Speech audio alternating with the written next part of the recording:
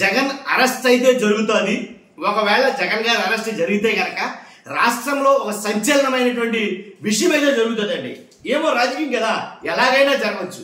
కాబట్టి ఎందుకు జరగకూడదు, జగన్మోహన్ రెడ్డి గారు ఎలా ఎందుకు చేయకూడదు, ఇలా కూడా చేస్తే బాగుంటుంది కదా, ఇలా కూడా జరిగితే బాగుంటుంది కదా అనే వర్గాలు కూడా ఉన్నాయి.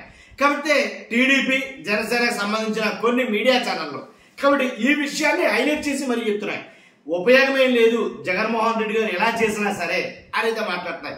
ఏంటో సంఘటన, రాష్ట్రాన్ని కదిపేసే సంఘటన ఏంటది, ఏం చేయాలనుకుంటున్నాడు జగన్మోహన్ రెడ్డి గారు, ఒకవేళ అరెస్ట్ జరిగితే కనుక ఎలా స్టెప్ తీసుకోబోతున్నారు అనే దాని మీద ఈ విషయం ఉంటుంది. కాబట్టి ఖచ్చితంగా ఫస్ట్ అయితే లైక్ చేయండి, రాష్ట్రం మొత్తం తెలియాల్సిన వీడియో, దాంట్లో ఎలాంటి డౌట్ లేదు. కాబట్టి లైక్ చేయండి, లైక్ చేయడం వల్ల నాకు మోటివేషన్ ఉంటుంది, ఎక్కువ మందికి ఇన్ఫర్మేషన్ షేర్ అవుతుంది. షేర్ చేయండి, కొత్తగా మన ఛానల్ చూస్తే పక్కాగా సబ్స్క్రైబ్ చేయండి. మీ అమూల్యమైన అభిప్రాయాన్ని కామెంట్ రూపంలో వీడియో ఎండ వరకు చూసి మీ అభిప్రాయం తెలియజేయండి. ఏంటంటే జగన్మోహన్ రెడ్డి గారు ఒకవేళ అరెస్ట్ అంటూ జరిగితే కనుక ఎవరైతే తనతో పాటు 11 మంది అంటే ఆయనతో పాటు 11 మంది గెలిచారు ఆంధ్రప్రదేశ్లో, వైఎస్ఆర్సీపీ పార్టీ తరఫున 11 మంది గెలిచారు. 11 మంది మూకుమ్మడిగా రాజీనామాలు చేస్తారు. అర్థమైందిగా బ్లాస్టింగ్ న్యూస్ ఏంటో, అదేంటిది అలా ఎలా కుదురుతుంది, ఎలా రాజీనామాలు చేస్తారు అని చాలా మందికి చాలా అనుమానాలు అయితే ఉండొచ్చు. నిజం చెయ్యాలి నన్ను అడిగితే కనుక. ఒకవేళ అరెస్ట్ అంటూ జరిగితే కనుక జగన్మోహన్ రెడ్డి గారితో సహా 11 మంది కూడా రాజీనామాలు చేయాలి, మూకుమ్మడి రాజీనామాలు చేస్తే ఏం కలిసి వస్తుంది అంటే కనుక ఉప ఎన్నికలు వస్తాయి. ఆ ప్రాంతాల్లో ఉప ఎన్నికలు వస్తాయి. ఉప ఎన్నికలు వస్తే కనుక ఏంటి మరలా ప్రజలు ఒక్కసారి ప్రజలతో పాటు ఆంధ్రప్రదేశ్తో పాటు దేశం మొత్తం కూడా జగన్ వైపు చూస్తుంది, దాంట్లో ఎలాంటి డౌట్ లేదు. ఏంటి అధికారంలో ఉండగానే, కూటమి అధికారంలో ఉండగానే ఒక ప్రతిపక్ష పార్టీ మూకుమ్మడిగా మొత్తం రాజీనామాలు సమర్పించిందంటే కనుక ఎక్కడా జరగదు, అనుమానమే లేదు. కానీ ఎక్కడా జరగంది, ఎప్పుడూ జరగంది ఆ జగన్ గారు జరిపిస్తారని నా అభిప్రాయం. కాబట్టి ఇలా జరిగితే ఎలా ఉంటుందనేది ఒక్కసారి ఆలోచించాలి జగన్ గారని. కాబట్టి ఎందుకంటే కనుక మూకుమ్మడి రాజీనామాలు సమర్పిస్తే కనుక ఉప ఎన్నికలు వస్తాయి. ప్రజలకు పట్టం కడుతున్నారా లేకపోతే పక్కన పెడతామనుకుంటున్నారా అనేది తేటతెల్లం అయిపోద్ది, దాంట్లో ఎలాంటి డౌట్ లేదు.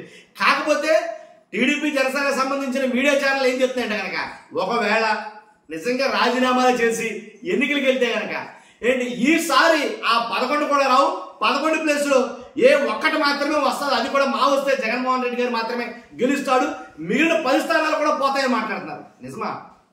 11లో 10 స్థానాలు పోతాయా? ఒక్కరు కూడా గెలవరా? అంటే జగన్మోహన్ రెడ్డి గారు ఒకరే గెలుస్తారా? వాళ్ళు చెప్పే లెక్కలు చూస్తే కనుక. కాబట్టి అసలు ఎందుకు రాజీనామాలు చేయాలి అని అంటే కనుక రాజీనామాలు చేయాలంటే కనుక జగన్మోహన్ రెడ్డి గారు అరెస్ట్ జరుగుతాయి కాబట్టి అరెస్ట్ జరిగితే కనుక అంటే రాష్ట్రం మొత్తం చూడాలి కదా. కానీ అరెస్ట్ జరిగితే కనుక ఇక్కడ జరుగుతున్న అన్యాయాలు ఏంటో తెలియాలి కదా.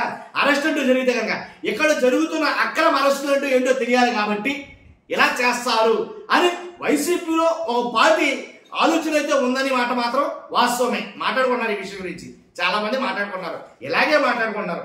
కాబట్టి 11 రాజీనామాలు చేసి ఉప ఎన్నికలకు వెళ్తే వీళ్ళలో ఎంతమంది గెలుస్తారు ఒక్కసారి చూద్దాం. ఎంతమంది గెలుస్తారు వాళ్ళ మీడియా మాట్లాడుతున్నట్టుగా ఏంటి అసలు గెలవరు అని అంటున్న వీళ్ళు గెలుస్తారా లేదో ఒకసారి చూద్దాం. వాస్తవంగా మాట్లాడాలంటే అసలు మన గెలిచిన గెలుపు అంటే 2024లో ఈ 11 మంది గెలిచారు. జగన్మోహన్ రెడ్డి గారికి వచ్చే పక్కన పెడదాం, మిగిలిన 10 మంది గురించి మాట్లాడాలంటే ఈ 10 మంది మొన్న 2024లో గెలిచిన గెలుపే కాదు. నిజంగా మాట్లాడాలంటే, నిజాయితీగా మాట్లాడాలంటే అసలు ఆ గెలిపే కాదు, వీళ్ళ గెలిచినట్టే కాదు 10 మంది కూడా. ఎందుకంటే ఏదో కొన్ని ఓట్లు చేరడంతో ఎవరైతే అభ్యర్థులు గెలిచారో వైసీపీలో 10 మంది అభ్యర్థులు గెలిచారో ఆ స్థానాల్లో ఏంటి ఎక్కువ ఓట్లు కాంగ్రెస్ పార్టీకో లేకపోతే స్వతంత్ర అభ్యర్థులు పట్టుకెళ్ళిపోవడం వల్ల ఇప్పుడు ఏదైతే అధికార పక్షం ఉందో వాళ్ళ అభ్యర్థులు ఓడిపోయారు. లేకపోతే వాళ్ళు కూడా ఓడిపోవాల్సిన కాదు, ఖచ్చితంగా ఆ సీట్లు కూడా కూటమే పట్టుకెళ్ళిపోవాలి, దాంట్లో ఎలాంటి డౌట్ లేదు. కాబట్టి ఏదో గెలిచారు అంటే మొక్కుబడిగా గెలిచారు వైసీపీలో 10 మంది. దాన్ని అడిగితే కనుక వీళ్ళకి అసలు గెలిపే కాదంటాను నేను, మీకు నచ్చినా నచ్చకపోయినా నా అనాలిసిస్ ప్రకారంగా. కాబట్టి 100% ఏంటనే చూద్దాం ఒకసారి. జగన్మోహన్ రెడ్డి గారు చూసుకుంటే పులివెందుల నుంచి పోటీ చేసిన జగన్మోహన్ రెడ్డి గారు, జగన్ గారికి మొత్తం పోలైన ఓట్లు అంటే ఆయనకి పడ్డ ఓట్లు 1,16,315 ఓట్లు ఆయనకి పడ్డాయి. ఆ పర్సంటేజ్ ఎంతంటే 61.38% ఓట్లు 38. కాబట్టి 61,000 187 ఏంటి మెజారిటీ అయితే వచ్చింది. ఇక్కడ ప్రత్యర్థి బీటెక్ రవి 54,628 ఓట్లు పడ్డాయి బీటెక్ రవి గారికి. అంటే వాస్తవానికి బీటెక్ రవి ఓడిపోయినా కానీ అక్కడ టీడీపీ ఓట్లు శాతం పెరిగింది, ఓట్లు పెరిగాయి. మీరు అది అర్థం చేయాలి.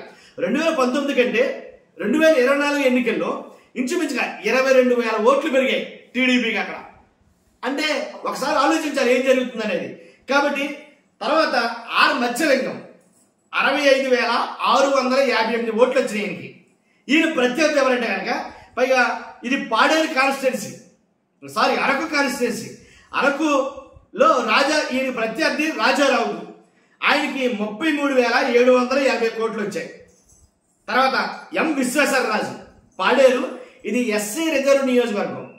కాబట్టి ఇక్కడి నుంచి 19,000 ఈయనకి పడ్డ ఓట్లు ఏంటంటే 68,170 ఓట్లు పడ్డాయి.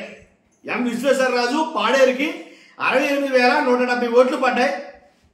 మెజారిటీ ఎంత వచ్చిందంటే కనుక 19,338 మెజారిటీ వచ్చింది. ఇక్కడ ప్రత్యర్థి గిడ్డి ఈశ్వరి ఓడిపోయిన ప్రత్యర్థి. తర్వాత టి చంద్రశేఖర్ గారు ఎర్రగొండపాలెం, చాలా మంది తెలుసు, 91,741 ఓట్లు వచ్చాయి టి చంద్రశేఖర్ గారికి.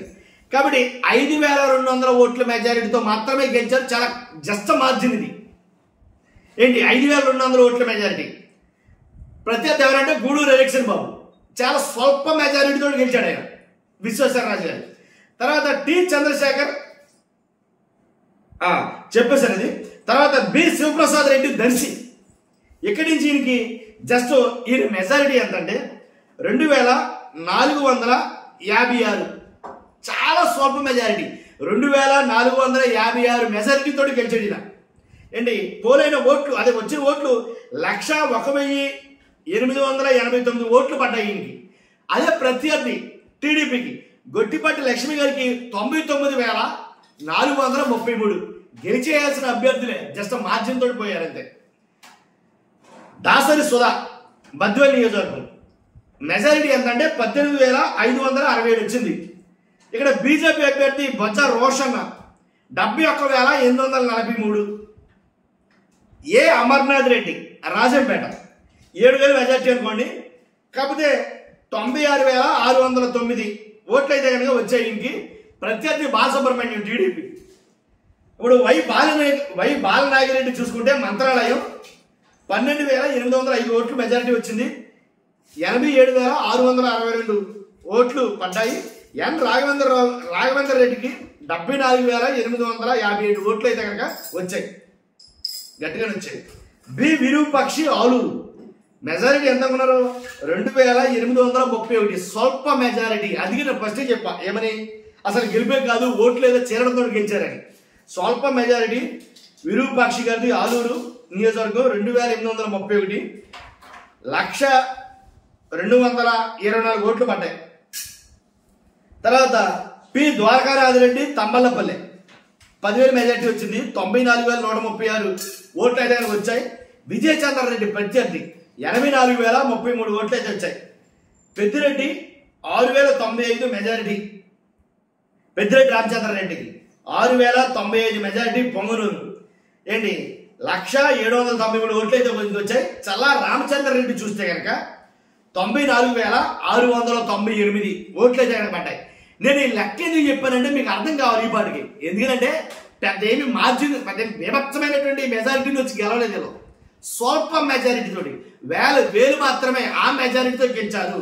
కాబట్టి ఇలాంటి మెజారిటీతో గెలిచిన వేలు ఖచ్చితంగా ఎన్నికలు వస్తే కనుక ఈసారి బంపర్ మెజారిటీతో గెలుస్తారని చెప్పేసి ఓ వర్గానికి సంబంధించిన కూటమికి సంబంధించినటువంటి ఛానల్ మీడియా చెప్తుంది. నిజమేనా? ఈసారి మరలా వీళ్ళకే కనుక నిలబడితే ఈ 10 మంది రాజీనామా చేయమని జగన్మోహన్ రెడ్డి అంటే రాజీనామా చేసి మళ్ళీ గెలిచే సత్తా వీళ్ళకుందా అనేది అనుమానం ఇక్కడ. కాబట్టి నన్ను అడిగితే కనుక జగన్మోహన్ రెడ్డి గారు నిజంగా రాజీనామా చేసి వీళ్ళు మళ్ళీ ఎన్నికలకు వెళ్ళమంటే కనుక ఆయనతో సహా 100% 11 గెలుపుట్లో అసలు ఆ సమస్య అనేది ఈజీగా గెలిచారు ఈసారి. ఎందుకంటే ఆల్రెడీ కూటమి ప్రభుత్వం అధికారంలోకి వచ్చిన తర్వాత సంవత్సరాలు కాబోస్తుంది కాబట్టి ఇంచుమించుగా. కాబట్టి ఈ సంవత్సరాల్లో చేసింది ఏమన్నా ఉందంటే కనుక ఏమో. కాబట్టి జనాలు చాలా కన్ఫ్యూజన్ అవుతున్నారు. చేస్తారన్న పథకాలు ఏంటి చేసి చూపిస్తానన్న సంక్షేమ పథకాలు ఏవి కూడా ఫుల్ఫిల్గా చేయాల, ఇంకా అరాకొరాగా చేశారు, ఇంకా చేయాల్సినవి ఉన్నాయి. కానీ చేస్తారో చేయరో తెలియదు. కాబట్టి ఈ రకంగా కొన్ని పరిస్థితులు అయితే కనుక అంటే వ్యతిరేకత అనేది చాలా ఎక్కువగా ఉంది కూటమి ప్రభుత్వం మీద. ఆ వ్యతిరేకత ఇవన్నీ మూటగట్టుకుని ఈ 11 స్థానాలు కూడా బంపర్ మెజారిటీతో మాత్రం గెలుస్తాయనే నమ్మకం అయితే రాకుంది. ఎందుకంటే నా అంచనా ప్రకారంగా ఇది నా అభిప్రాయం. కానీ ఖచ్చితంగా మీ అభిప్రాయం ఏంటో కామెంట్ రూపంలో తెలియజేయండి. ఒక్కసారి రాజీనామాలు అంటే జరిగితే కనుక దేశం మొత్తం ఒకసారి ఆంధ్రప్రదేశ్ వైపు చూస్తుంది. ఇక్కడ జరుగుతున్న అన్యాయాలు కానీ అరాచకాలు కానీ చూస్తాయి. కానీ నాకు తెలిసి జగన్మోహన్ రెడ్డి గారు కూడా ప్లానింగ్ కూడా ఇదేనేమో, వాళ్ళు చెప్పడం కాదు, ఆయన ప్లానింగ్ కూడా ఇలాగే ఉంటుందేమో అని అనిపిస్తుంది నాకు. కానీ మీ అభిప్రాయం ఏంటో కామెంట్ రూపంలో తెలియజేయండి. ఫస్ట్ అయితే లైక్ చేయండి, నాకు మోటివేషన్ ఉంటుంది, ఎక్కువ మందికి ఇన్ఫర్మేషన్ షేర్ అవుతుంది. Thank you very much.